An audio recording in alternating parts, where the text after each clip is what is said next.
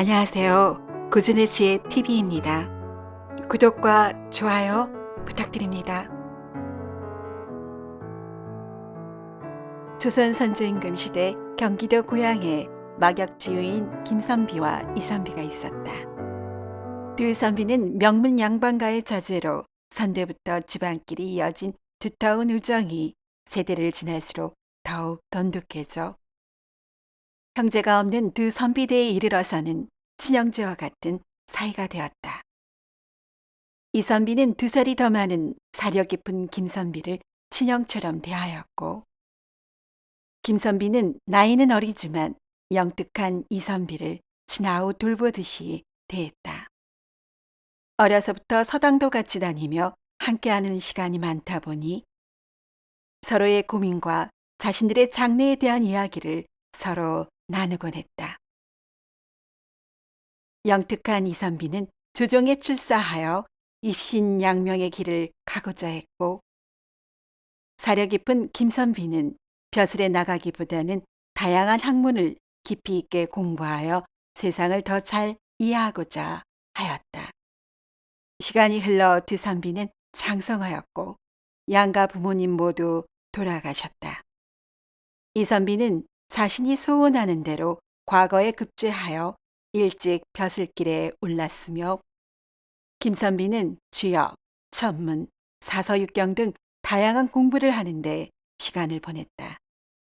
두 선비 모두 30세가 지나게 되자 이선비는 당상관의 지위에 오르게 되니 가세가 풍족해지고 한양에서 안정된 생활을 하게 되었다.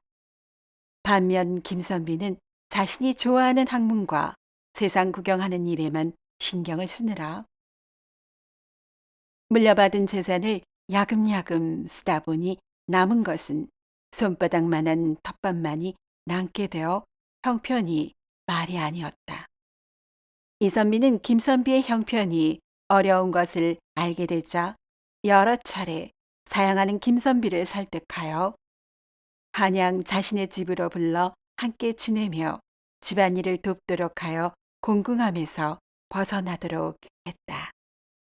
김선비는 이선비에게 마음 깊이 고마워했으며 자신이 오랜 공부로 얻은 깨달음 중의 하나인 사람으로서 사람과의 관계에서 마땅히 지켜야 할 도리인 의리를 이 선비에게 지키는 것이야말로 선비다운 것이라 생각했다. 이 선비는 양가 집안의 내력을 시부모에게 익히 들어 알고 있는 아내에게 김선비를 집안의 어른 대하듯 공경하고 끼니를 거르지 않게 살피도록 재차 당부했다. 이렇게 몇 해가 흘러 이선비는 승차를 거듭하여 충청 감사에 제수되어 임지인 공주 가명으로 떠나게 되었다.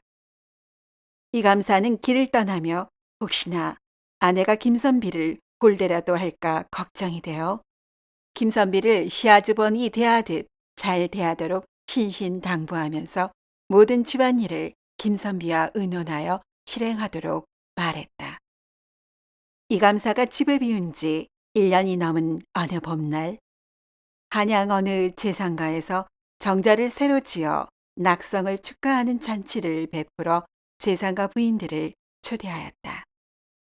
이 감사의 아내에게도 정갈이 닿았기에 돌봐야 하는 자식도 없는 데다 남편이 부재한 집에 갇혀 지내는 것이 무료하고 답답했던 이 감사 부인은 반드시 잔치에 참석하고 싶었다. 다만 집안 어른인 김선비에게 허락을 구해야 하는 것이 신경에 거슬렸다. 남편이나 시부모님의 당부가 있어서 김선비를 항시 공대하였으나 남편의 혈육도 아닌 김선비를 어른 대접하고 매사의 눈치를 보며 허락을 구해야 했기에 불만이 쌓이기 시작했다. 이감사 부인이 내키지 않은 표정으로 김선비에게 낙성현 초대에 응하고 싶다고 말하며 허락을 구하자 김선비는 운수를 점쳐보며 말했다. 재수 씨, 잔치에 참여코자 하는 마음이 간절한 것은 알겠으나 길한 것이 적고 흉한 것이 많기에 그날 잔치에는 참여하지 않은 것이 좋겠소이다. 이 말을 듣고 이감사 부인은 의례적으로 물은 것뿐인데 거절마저 당하니 속에서 부하같이 밀었다. 아주버니, 어찌 첨사에 의지하여 사소한 일을 막으려 하십니까? 별일 없을 터이니 잔치에 참여토록 해주셔요.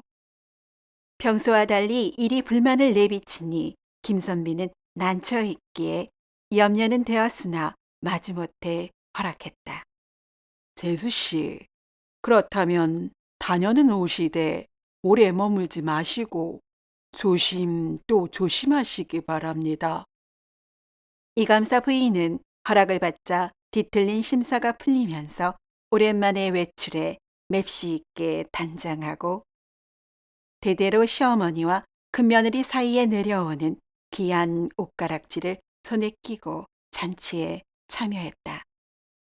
처녀 시절부터 흥이 많고 기가 얇은 딸의 행실이 늘 걱정이 되어 엄격한 사대부가의 예법을 강조한 부모 아래서 자라는 이감사 부인은 꽃이만발한 준사월의 운치에 그동안 자제했던 흥이 절로 잃었다.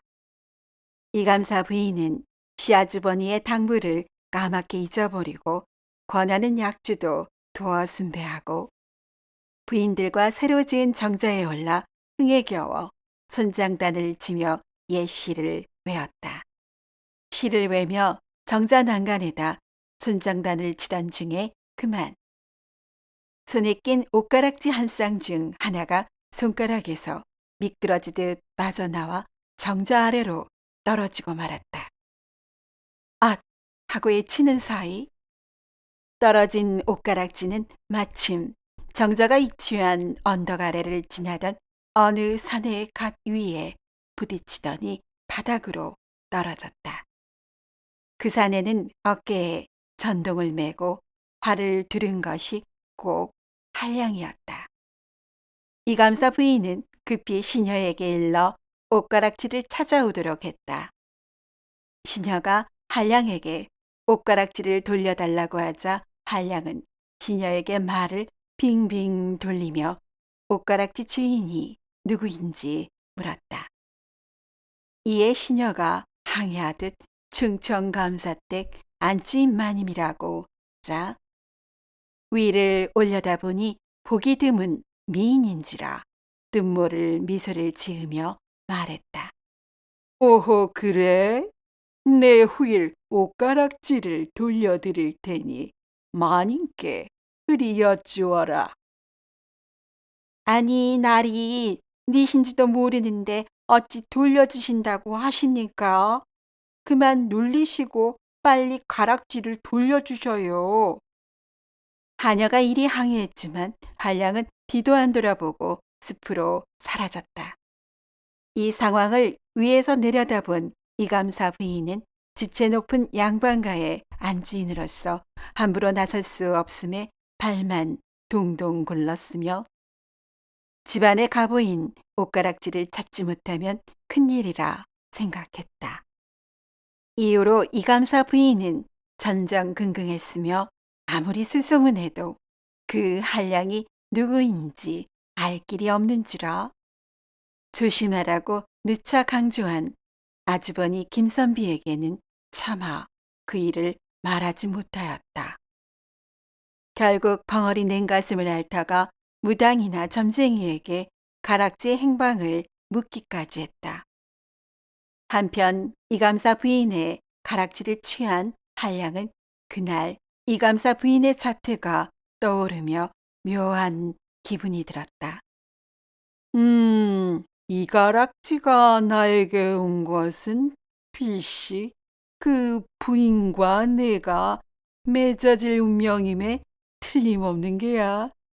어찌 그 인연을 맺을꼬? 생각이 이에 미치자 한량은 뜻모를 미소를 띠며 마을 외곽의 허름한 초가로 찾아갔다. 며칠 후 땅이 꺼져라 한숨을 내쉬는 이감사 부인 앞에 한 나이든 여인이 찾아왔다. 근업파는 자신이 옥황상제를 신으로 모신다고 하며 꿈에 나타나 옷가락질을 찾을 방도를 일러주었다고 말했다. 이감사 부인이 혹하여 어찌 해야 할지 묻자 록파가 방도를 일러주었다. 댁내 인적이 드문 처소를 골라 밤마다 3일에 걸쳐 몸을 정갈이하고 홀로 기도를 올리면 가락지를 찾게 되실 것이옵니다. 이 말을 듣고 지푸라기라도 잡는 심정으로 부인은 밤이 되자 인적이 드문 별당에서 목욕체계하고 치성을 드리기 시작했다. 하루 이틀이 지나도 아무 일이 없자 애가 닳기 시작한 이감사 부인은 3일째 되는 날을 밤이 깊도록 기도를 멈추지 않았다. 그렇게 밤이 깊어갈 때 갑자기 밖에서 기척이 나더니 난데없이 어떤 사내가 별당 안으로 들어왔다. 외간 남정네가 어찌 들어오냐고 말을 마칠 새도 없이 그 사내는 부인에게 다가와 손을 덥석 쥐며 옷가락질을 끼워주었다. 이에 놀란 이감사 부인은 한 발짝 물러서며 떨리는 듯 더듬거리며 말했다. 아니, 댁은 그때 이감사 부인은 갑자기 옷가락질을 돌려받은 것도 놀라웠지만 기뻐하기에는 뭔가 계략에 빠진 듯한 것을 깨달았다. 아니, 어찌 남의 물건을 치웠으면 곱게 돌려줄 것이지. 이리 속이고 월담하여 부녀자를 용하는 것이요. 부인, 너무 타박하지 마시오 그려. 가락지가 나에게 온 것은 하늘이 우리 둘을 이어주려고 한 것이 아니겠소. 이렇게 말하며 한량은 갖은 가머니살로 기가 얇고 무료했던 이감사 부인이 마음을 열게 하였고 두 남녀는 함께 밤을 보냈다. 두 남녀가 이렇게 몇 차례 만남을 가지던 어느 날 밤 이감사 부인이 심각한 어조로 한량에게 말했다. 여보시오, 큰일이요. 남편이 조만간 내 집으로 복귀하신다고 하니 우리는 더는 관계를 이어가면 아니 되겠소. 이 말을 듣고 한량은 한참 궁리하더니 이감사 부인을 설득했다.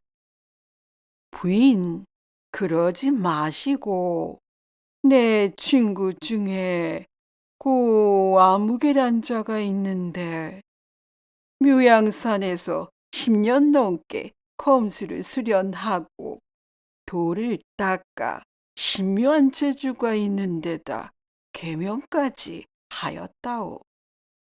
지금 한양에 머물고 있는데 재물을 주고 부탁하여 이참에 공주 가명으로 보내. 어찌 그런 망극한 일을 벌인단 말이오. 아니 될 말씀이오. 이감사 부인은 놀란 눈을 하고 처음에는 극구 반대하다가 한량이 이감사 부인과의 일을 누설하겠다고 겁박하자 두려운 마음에 더 이상 아무 말도 못하였고 순간 피할 수 없는 상황에 처하게 한 자신의 행동이 원망스러웠다. 다음 날 밤 한량에게 매수된 고 아무개는 공주 가명으로 가 감사가 머무는 처소로 은밀히 다가갔다. 천성에 호방한 고 아무개는 일찍이 검술의 달인으로 돌을 닦아 새로운 삶을 꾸려가려 했건만 친구의 부탁이 간절하여 들어는 주기로 했으나 도리에 맞지 않는 듯하여 마음이 편치 않았다. 복잡한 신경으로 가명의 이곳저곳을 살피다가 맑은 음성으로 주역을 읽는 것이 감사가 분명하다는 생각에 자객은 방문 근처에 숨어서 감사가 잠들기를 기다렸다. 그러던 중에 갑자기 방 안에서 의외의 말소리가 들렸다. 고아무개야, 밤늦은 시간에 어찌하여 밤이슬을 맞는 것이냐? 예전 자신의 이름을 방 안에서 부르는 것을 듣고 자객은 가들짝 놀랐다. 자신은 이곳이 처음인데 더군다나 일면식도 없는 감사가 자신의 이름을 안다니 범상치 않은 인물이라는 생각이 들었다. 10년을 수도한 자가 재물의 눈이 어두워 참담한 일을 행하려 하다니 계명한 자신의 이름이 부끄럽지도 않느냐. 이어서 들려오는 음성에 자객은 다리에 힘이 풀려 그 자리에 주저앉았으며 소인이 죽을 죄를 지었습니다. 벌하여 주시옵소서라고 외쳤다. 이 말을 듣고 감사가 안에서 들어오라고 하자 고 아무개가 안으로 들어가 그간의 일과 잘못을 빌었다. 소인이 순간 눈이 멀어 사악한 마음을 품었습니다요. 허락해 주신다면 저를 사주한 남녀를 징벌하여 저의 죄값을 치르겠습니다요. 어허, 그리 괘씸하였다니 수도자의 초심을 되찾은 게로구나. 다만 여인은 궁박한 처지에 몰려 어쩔 수 없었던 것이니 손대지 말거라. 고아무개는 이렇게 용서를 구하고 감사의 처소를 빠져나와 한양으로 향했으며 순식간에 면일을 내달았다.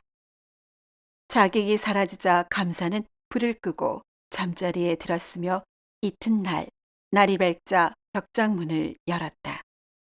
어허, 아우님, 동창이 밝았는데 아직 기침 전이신가? 이 말을 듣고 벽장 속에서 잠들어 있던 사내가 말했다. 아니, 형님, 벌써 가시려고 그러십니까? 간밤에 과음하였나 봅니다. 아주 달게 잤습니다, 그려. 기실 지난밤 자객 앞에서 감사 행세를 한 것은 바로 김선비였고 벽장 안에서 잠든 사내는 이감사였던 것이다. 며칠 전 잔치를 다녀온 이감사 부인의 안색이 좋지 않았기에 김선비는 시녀를 통해 그 사정을 알게 되었고 이감사 부인 모르게 가락지의 행방을 수소문하던 차에 단서가 잡히지 않아 고민이 되어 잠 못 이루고 서성이던 중에 별당에서 남녀의 말소리가 들려 다가갔던 것이었다. 남녀의 흉계를 알아차린 김선비는 현장에서 불륜 남녀를 처단하고 싶었으나 소란스러워지면 아우의 집안이 사람들의 입에 오르내리고 배가 망신할 것이 자명한지라 집안을 보존케 하는 방도를 궁리하였다. 김선비는 다음 날 역참에서 가장 빠른 말을 갈아타며 쉬지 않고 달려 저녁에 공주 가명에 도착하여 감사를 마주했다. 오랜만에 만남이라 주안상을 앞에 두고 두 친구는 이런저런 얘기를 나누었다. 연신 김선비는 이감사에게 술을 권했고 치기가 오른 이감사에게 말했다. 여보게, 아우님, 오늘따라 자네의 복색이 참으로 눈부시구만 그래. 나도 그런 옷 한번 입어봤으면 여한이 없겠네 그려. 형님도 참 뭐 그리 어려울 게 있겠소. 내 옷과 형님 옷을 바꿔 입읍시다. 허허. 이어서 두 사람은 서로의 옷을 바꿔 입었으며 이감사는 바로 잠이 들어버렸다. 김선비는 이감사가 만취해 깊이 잠든 것을 확인하고는 벽장한 공간에 이감사를 눕히고 책상 앞에 앉아 책을 읽으며 자객을 맞았던 것이었다. 사정이 이러하니 이감사는 지난밤에 일어났던 일은 꿈에도 몰랐던 것이며 김선비는 더 머물라는 친구의 만류를 뿌리치고 다시 말을 쉼없이 달려 한양집에 땅거미가 들이오기 전에 도착했다. 김선비가 집에 도착하니 하인들이 술렁이며 난리가 났다. 날이 글쎄 안방마님께서 별당문을 잠그시고 아무런 기척이 없으십니다요. 김선비는 뭔가 짐작한 바가 있어 자빈을 물리고 단지에 물을 담아 별당으로 가 방문에 대고 말했다. 재수 씨, 그간의 사정을 알고 있소. 살아날 방도가 있으니 어서 문을 열어주시오. 안에서 기척이 일어나며 잠시 후 문이 열렸기에 김선비가 단지를 들고 방으로 들어갔다. 방 안에는 겁에 질린 이감사 부인이 부들부들 떨고 있었고 곳곳이 어지럽혀진 가운데 참혹한 흔적이 남아 있었다. 지난밤 고아무개가 새벽 전에 돌아와 자신을 사주한 친구를 이감사 부인 면전에서 해코지하고 데려간 것이었다. 집안 하인들이 이 상황을 알 것이 두려워 이감사 부인은 문을 걸어 잠그고 당황하여 아무것도 하지 못하는 상황이었다. 김선비는 흩어진 방안을 말끔히 정리하고 흔적을 치운 후에 혼이 나가 있는 이감사 부인에게 말했다. 재수 씨, 이번 일이 어찌 재수 씨만의 잘못이겠소. 흉한 일을 미연에 막지 못한 내 잘못 또한 큰 게지요.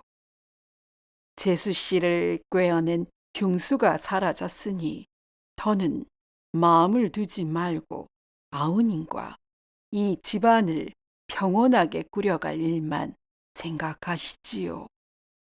그 길이 아우님에게 용서를 비는 길이 아니겠소.